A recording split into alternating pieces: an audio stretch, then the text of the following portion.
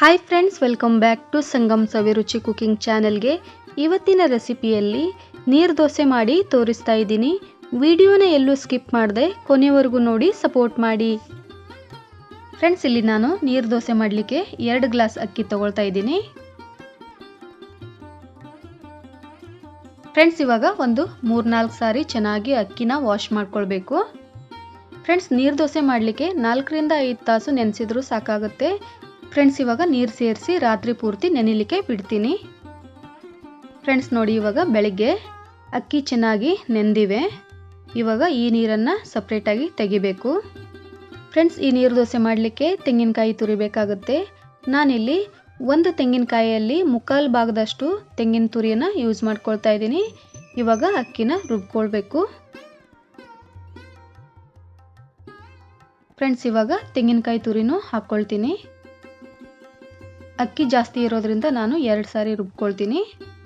ನೋಡಿ, ಇವಾಗ ರುಬ್ಲಿಕ್ಕೆ ಎಷ್ಟು ನೀರು ಬೇಕು ನೋಡಿ ಅಷ್ಟು ನೀರನ್ನು ಹಾಕ್ಕೊಂಡು ನುಣ್ಣಗೆ ರುಬ್ಕೊಂಡು ತಗೊಳ್ಬೇಕು. ಫ್ರೆಂಡ್ಸ್ ನೋಡಿ, ಇವಾಗ ರುಬ್ಕೊಂಡಿದ್ದು ಆಗಿದೆ. ನೋಡಿ, ಇದನ್ನು ಇವಾಗ ಒಂದು ಪಾತ್ರೆಗೆ ತೆಗಿತೀನಿ.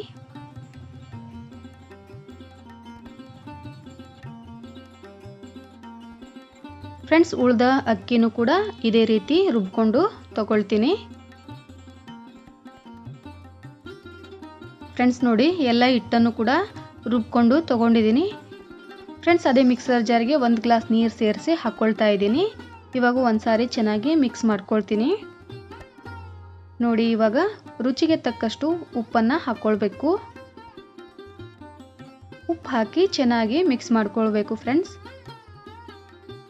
ನೋಡಿ, ಇವಾಗ ನಾನು ಮತ್ತೆ 2 ಗ್ಲಾಸ್ ನೀರು ಹಾಕ್ಕೊಳ್ತಾ ಇದ್ದೀನಿ. ಎಷ್ಟು ತೆಳ್ಳಗಿರುತ್ತೆ ಅಷ್ಟು ದೋಸೆ ಚೆನ್ನಾಗಿ ಬರುತ್ತೆ. ಫ್ರೆಂಡ್ಸ್ ನೋಡಿ, ಇಲ್ಲಿ ದೋಸೆ ಹಂಚು ಕೂಡ ಚೆನ್ನಾಗಿ ಕಾದಿದೆ. ಇವಾಗ ನಾನು ಎಣ್ಣೆ ಸವರ್ಕೊಳ್ತಾ ಇದ್ದೀನಿ. ನೋಡಿ, ಈ ರೀತಿ ನಾನು ಈರುಳ್ಳಿಯಿಂದ ಎಣ್ಣೆ ಹಚ್ಕೊಳ್ತಾ ಇದ್ದೀನಿ. ಎಣ್ಣೆ ಸವರ್ಕೊಂಡಿದ್ದು ಆದಮೇಲೆ ದೋಸೆ ಹಿಟ್ಟನ್ನು ಹಾಕಬೇಕು. ನೋಡಿ, ಯಾವ ರೀತಿ ಹಾಕಬೇಕಂತ ತೋರಿಸ್ತೀನಿ. ಈ ರೀತಿ ಹಾಕಿ ಈ ರೀತಿ ನೋಡಿ ಸ್ಪ್ರೆಡ್ ಮಾಡ್ಕೊಳ್ಬೇಕು. ಇವಾಗ 1 ನಿಮಿಷ ಮುಚ್ಚಳ ಮುಚ್ಚಿ ಹೈ ಫ್ಲೇಮಲ್ಲಿ ಬೇಯಿಸ್ಕೊಳ್ತೀನಿ. ನೋಡಿ ಫ್ರೆಂಡ್ಸ್, ಇವಾಗ 1 ನಿಮಿಷ ಆಗಿದೆ. ಇವಾಗ ತೆಗಿತಾ ಇದ್ದೀನಿ. ನೋಡಿ ಎಷ್ಟು ಚೆನ್ನಾಗಿ ಬರುತ್ತೆ ನೋಡಿ, ಸ್ವಲ್ಪನೂ ಅಂಟ್ಕೊಳ್ಳಲ್ಲ. ಇವಾಗ ನೋಡಿ ತಿರುಗಿಸಿ ಹಾಕ್ಕೊಳ್ತೀನಿ. ನೀವು ಬೇಕಾದರೆ ಒಂದೇ ಬದಿಯಲ್ಲಿ ಬೇಯಿಸ್ಕೊಳ್ಬೋದು. ನಾನಿಲ್ಲಿ 2 ಬದಿಯಲ್ಲಿ ಬೇಯಿಸ್ಕೊಳ್ತಾ ಇದ್ದೀನಿ. ನೋಡಿ ಎಷ್ಟು ಚೆನ್ನಾಗಿ ಬರುತ್ತೆ, ಸ್ವಲ್ಪನೂ ಅಂಟ್ಕೊಳ್ಳಲ್ಲ. ನೋಡಿ, ಇವಾಗ ಪ್ಲೇಟಿಗೆ ತೆಗಿತಾ ಇದ್ದೀನಿ. ಇದೇ ರೀತಿ ಮತ್ತೊಂದು ಹಾಕಿ ತೋರಿಸ್ತೀನಿ ಬನ್ನಿ. ಮತ್ತೆ ಎಣ್ಣೆ ಸವರ್ಕೊಳ್ಬೇಕು. ಎಣ್ಣೆ ಹಚ್ಚಬೇಕಾದ್ರೆ ಲೋ ಫ್ಲೇಮಲ್ಲಿ ಇಡಿ.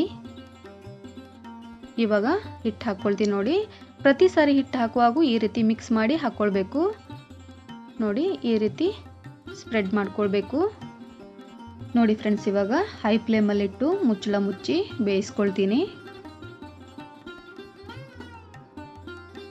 ನೋಡಿ ಫ್ರೆಂಡ್ಸ್, ಇವಾಗ 1 ನಿಮಿಷ ಆಗಿದೆ. ನೋಡಿ, ಸೈಡಲ್ಲಿ ತಾನೇ ಬಿಟ್ಕೊಂಡಿರುತ್ತೆ. ಎಷ್ಟು ಈಸಿಯಾಗಿ ಮಾಡ್ಬೋದು ನೀರು ದೋಸೆನ. ನೀವು ಕೂಡ ಟ್ರೈ ಮಾಡಿ ಫ್ರೆಂಡ್ಸ್. ಇದೇ ರೀತಿ ಎಲ್ಲ ದೋಸೆನೂ ಮಾಡಿ ತಗೊಳ್ತೀನಿ.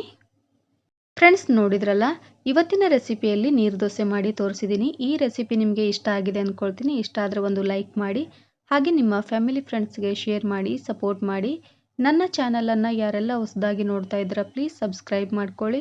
ಹಾಗೆ ಪಕ್ಕದಲ್ಲಿರೋ ಬೆಲ್ ಐಕಾನ್ ಪ್ರೆಸ್ ಮಾಡಿ ಆಲ್ ಅಂತ ಕ್ಲಿಕ್ ಮಾಡಿದ್ರೆ ನಾನು ಹಾಕುವಂಥ ಎಲ್ಲ ವಿಡಿಯೋ ನೋಟಿಫಿಕೇಷನ್ ನಿಮಗೆ ಮೊದಲು ಬರ್ತವೆ, ನೀವೇ ಮೊದಲು ನೋಡ್ಬೋದು. ಮತ್ತೆ ಸಿಗ್ತೀನಿ ಫ್ರೆಂಡ್ಸ್ ಮುಂದಿನ ರೆಸಿಪಿಯಲ್ಲಿ. ಅಲ್ಲಿವರೆಗೂ ಧನ್ಯವಾದಗಳು.